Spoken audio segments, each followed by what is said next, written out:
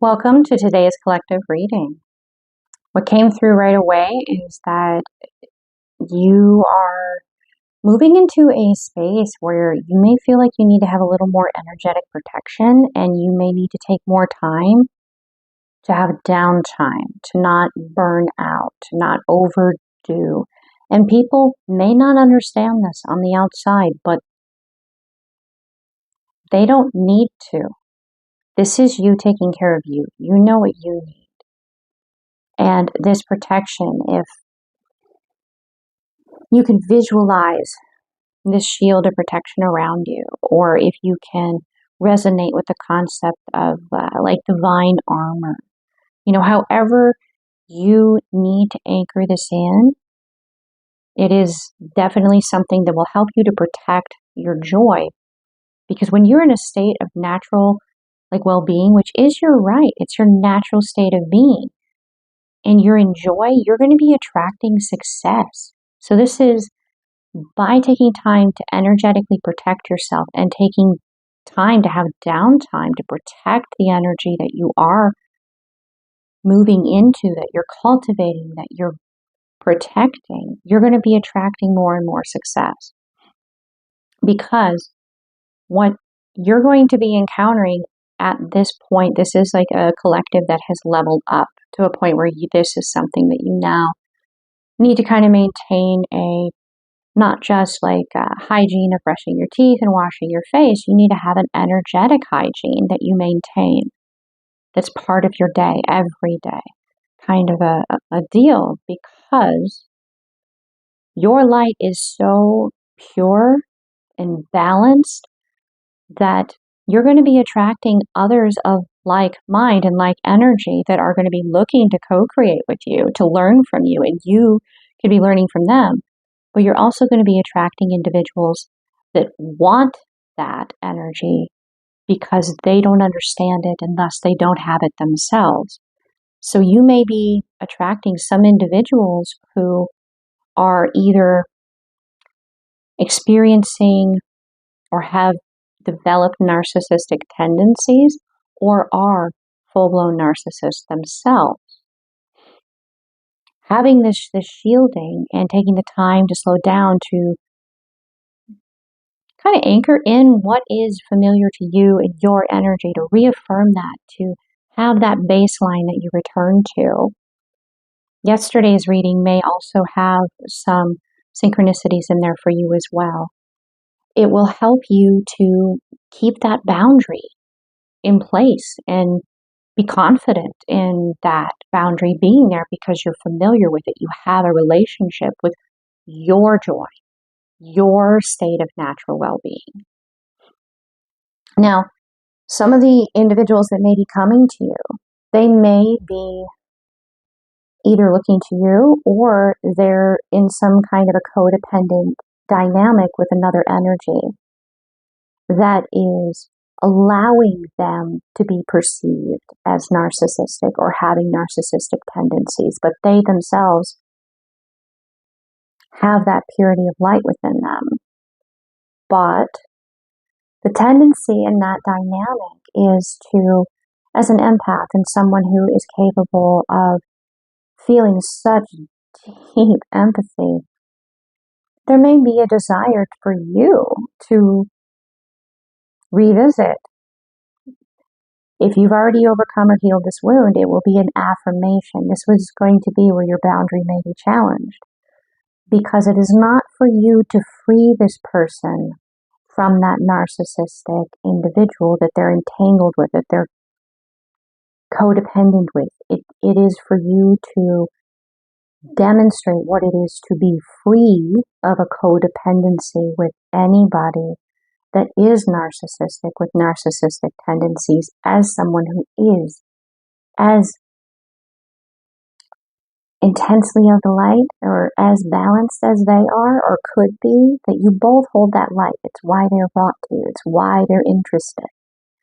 And it could be that the narcissist that they're codependent with is the reason why they're there in the first place, to some extent, because that narcissistic individual likes your light. I think they call it like narcissistic supply. They're wanting to take from your light as well as this individual's light. And this is a challenge of your boundaries because you've moved on beyond codependency. You're not interested in interacting with narcissistic dynamics, but you may feel empathy or compassion for that individual that you know holds light in them that is not healed yet from codependent dynamics.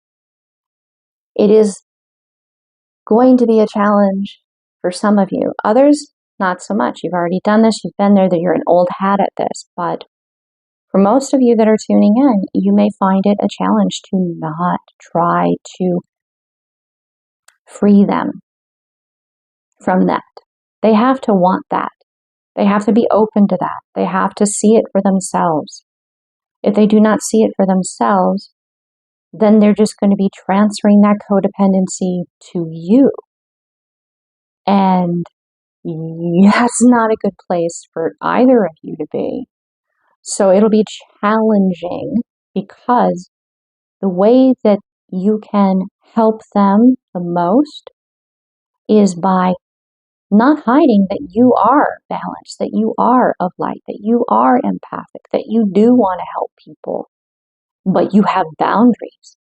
You don't just say you do, you actually reinforce them by doing things such as shielding your energy and taking time out to nurture yourself, by knowing that having that continual relationship with what it is to feel good and to experience joy brings you success, because it allows you to reflect to others what it is to be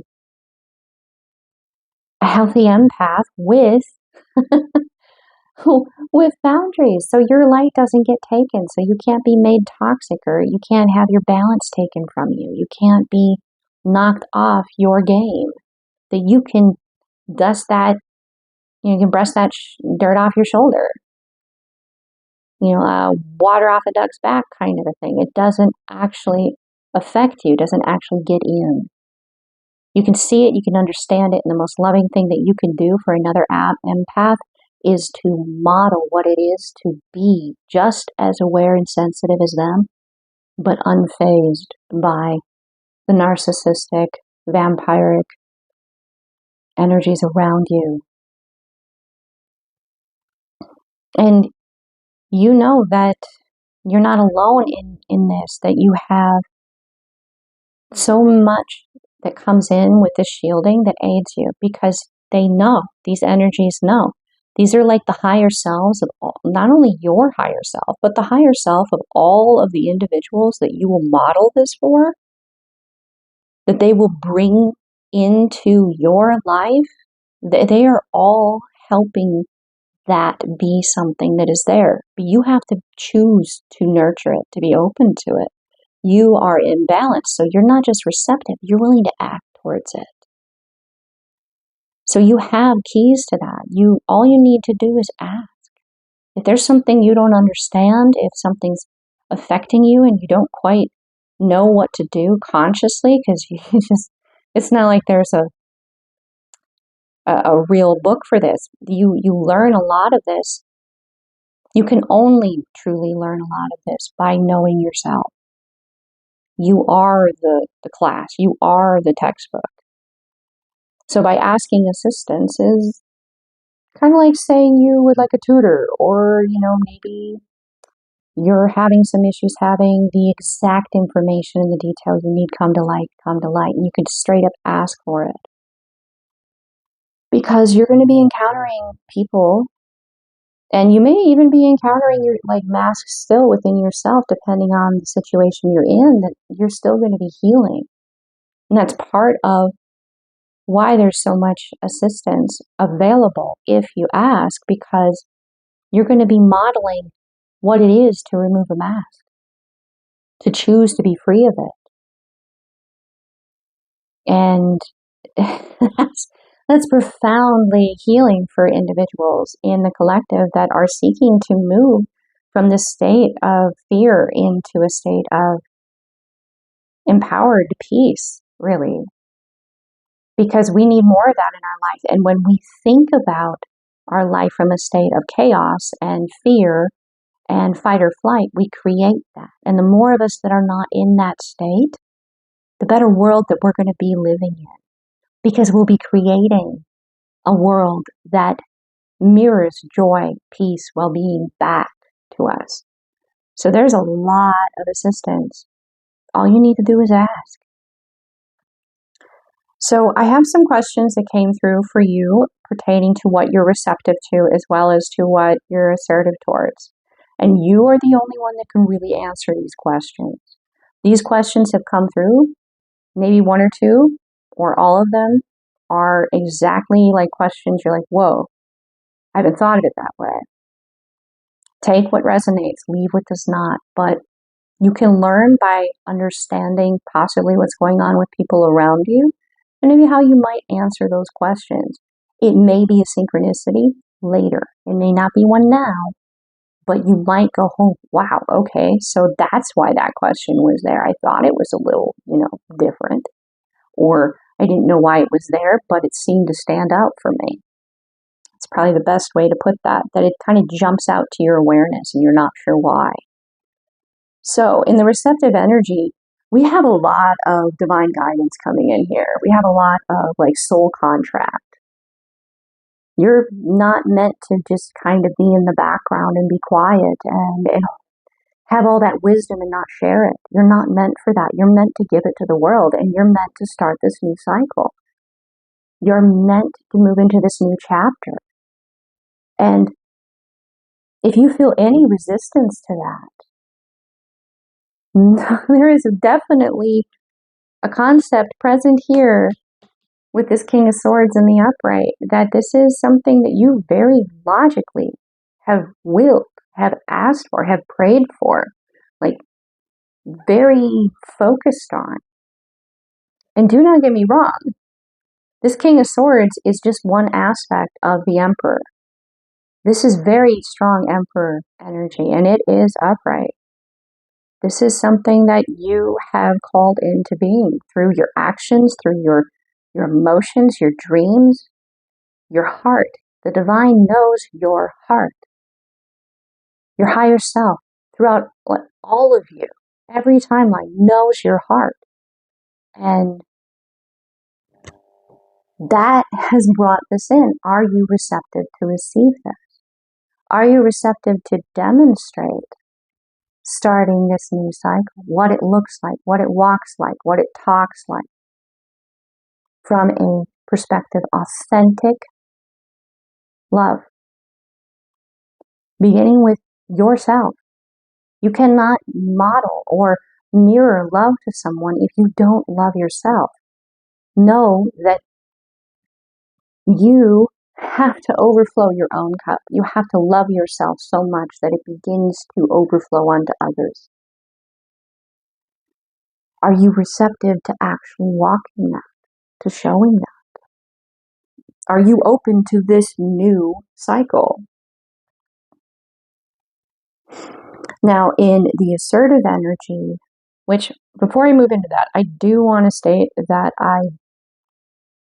the top and bottom of that deck that I pulled for the receptive energy, the top, Temperance. Okay? And then at the bottom, it is Knight of Swords. Passionate movement forward with truth in hand. You know where you're going, and you're balanced, and you know that you're guided, that you're connected to that above and that below, and it's all moving through you towards one direction, and you know the truth. Are you receptive to receive this life, this blessing, this gift? In the assertive energy, there's quite a bit of confusion and conflict, to be quite honest. There's what do I do here? There's quite a bit of illusion present, which makes sense with this narcissistic energy. Challenging. So, with the assertive energy, the question is, you have manifested many different pathways, many different options. What you have coming in is Queen of Cups energy, a new beginning, and a co-creation of love with divine. So awesome, right? But there's this energy of, if you are not protecting self, if you're not taking that time, if you get kind of locked into that narcissistic aspect and you haven't fully healed and you find yourself codependent, right? If you do that, if you give to that, if you haven't healed that, if you haven't fully understood that and you're not willing to ask for help to reaffirm, reassert these boundaries, you're not going to be receptive to receive this. You're not going to necessarily see that this is what you've manifested, and you'll block it. You're going to will it to not come into existence. Why? Why would you choose this? The next question, which definitely relates to why would you choose this, which is the core of it here. You don't want to be cut out. So there is a narcissistic energy, and being that this is the Queen of Swords, it is a feminine, a toxic feminine in your environment that has you believing that you're always going to be burdened and you're never going to be able to participate in life. And if you try to participate in life and you come down off of, like, this is Hanged Man, and you come down off of that perch, out of that tree, if you choose to be receptive to living your life, you will be cut out of their energy. So why are you choosing to remain in their energy? This dynamic is keeping you trapped, right? Why? Why choose to empower this? And if you are empowering this may very well be the what you need to set yourself free, to see the illusion, to see through the mask. Because with this deck, at the top, we have the Magician and the Inverted. This toxic feminine energy that is threatening to cut you out is taking your ability to manifest and keeping you trapped with your own energy. Now, on the bottom, you have Temperance in the upright. So, for the receptive deck, you start with Temperance. For the assertive deck, you end with Temperance. You can free yourself, and you are divinely guided and protected in seeking that. You will receive everything that you need to achieve that if you open to the divine, to your highest timeline self going, hey, this is like the cheat codes to get where I am right now. I'll give you the answers. Cheat codes is like, all right, you're at another Two of Swords, crossroads. Okay, this is what you choose. This is why. This is how. Are you open to that? Because if you are, you will be living a life of temperance, of balance with that above and below, and moving in peace, knowing that you're guided, knowing that you're not alone, knowing that you're protected, and being another individual that is capable of modeling what it is to be a super empath that is not in codependency and has healthy boundaries. And then this whole reading starts all over again. So if you do decide that you don't want to move towards this, you don't want to be, receptive to the concept of being not in a codependent, of being someone that actually models what it is to be a healthy, balanced empath that is taking the time to nurture the self, to maintain that separation from others, so that from others in that you don't have to give of yourself for them to know their light, to know they're connected. You co-create. You don't codepend. You inter-rely to some extent, depending on if this is a romantic connection, if this is a soul romantic connection, if you do not choose to heal, to evolve, to grow, to overcome, then you're going to not end up in a connection. You won't be able to make a balanced offer to anyone in a connection, and you will be out in the cold. And you will be very creative, but you will have very delicate feelings. So this is kind of a future of pain, loneliness, suffering, being apart from, not a part of. If you choose to move forward and give to yourself and grow and evolve and learn and empower yourself and move into a space of being able to empower others, knowing that the more that you move in this way, the more that you grow and you learn, the more assistance that is there for you, because just by existing, you model what it is to be this for others. And we need more of that in our world to create a better one.